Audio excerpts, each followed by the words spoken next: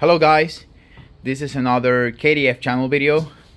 Today I'll be showing you the unboxing of this brand new Devilbiss DV1 gun I just got.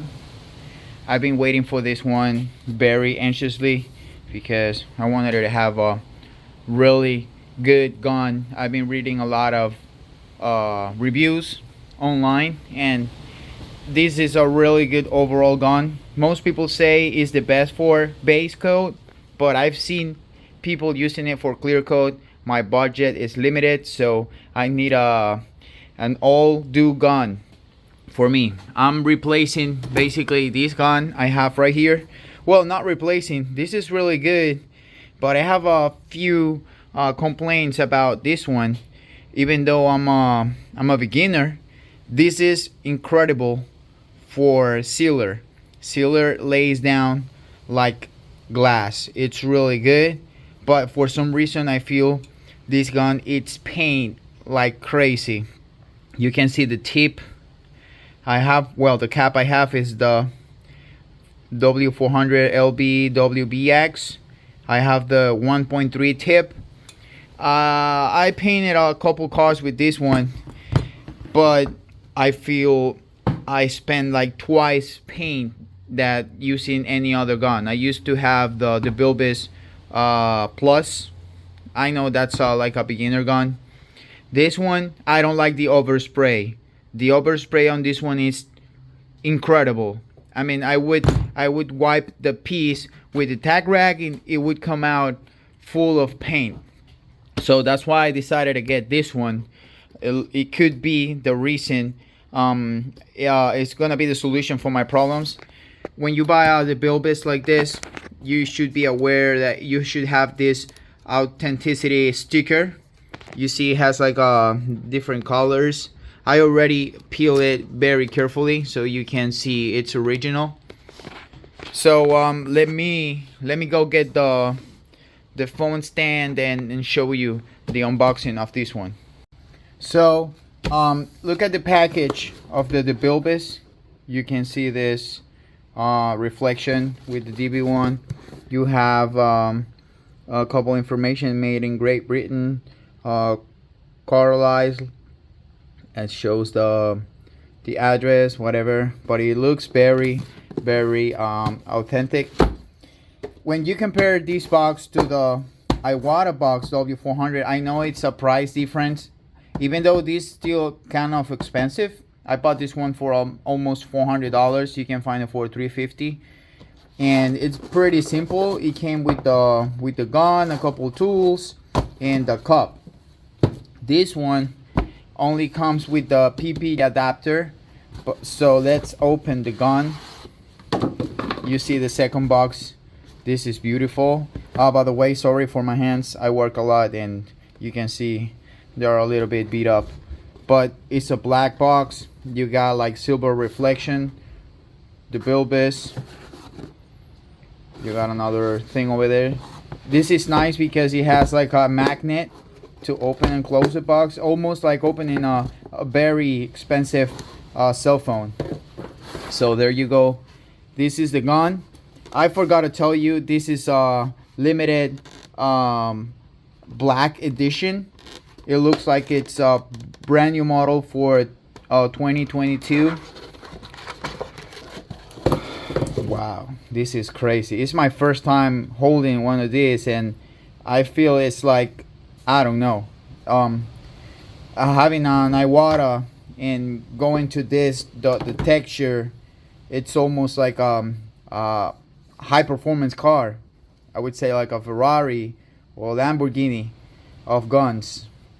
Crazy. You can see here you have UK, the Devilbiss. You got 2022 model. A couple of things over there. You got the digital pressure. Wow. It feels so smooth. Everything. I cannot explain how smooth it is. The trigger is super precise. It comes with the DB1B, that stands for base. Wow, even removing the cap, it's awesome. Right now I think I have the 1.2 tip. right there. And overall, I'm impressed. I'm gonna tell you why I bought this gun for a couple reasons. So reason number one, I know people that uses this gun at low pressure around 15 psi, but I got friends that paint with 10 psi and they still get great results. Not perfect, but in the environment I work, I can afford to have a lot of paint overspray going around. So I need to use this one with low pressure. The other reason is the overspray. I've been watching a lot of videos, and when people pass the tack rack, it comes almost clean. So it looks like the transfer paint ratio to the surface you are painting, it's amazing. Also, I checked on the milliliters of paint that this uses. It looks like it's around 120 milliliters of paint per minute, compared with the Iwata that is 230. So it's almost twice of the paint this one used, and it leaves a lot of overspray. When we continue opening the box, let me put this over here so you can see you got the PP adapter. You have two more tips. I think it's a 1.3 and 1.4. You have a couple tools. Let me see. So you got the wrench. Even the wrench looks amazing. Look at this. Let me open it for you.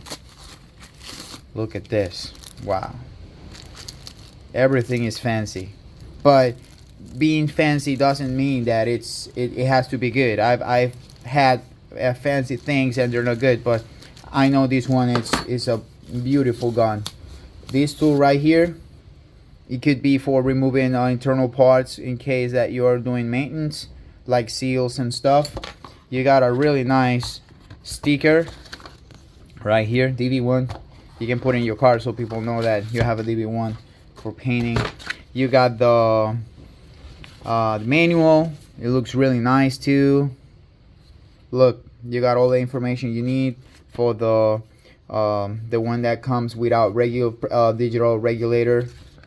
So basically that's it. I hope later on I have an opportunity to show you difference between these two. Most people is gonna write on the comments. If you're professional, please guide me, tell me all what you know. But I know you might tell me that I should have bought the LPH 400 if I wanted a paint, base, and clear coat. But I bought this one basically because I wanted it all two gun. So I do sealer, base, and clear coat with this one. I hope I can do the same with this one, even though I also needed this gun for metallics because I have a hard time painting metallics with this one. So I hope I can solve that issue with this one. So thank you guys for watching this unboxing of this amazing gun.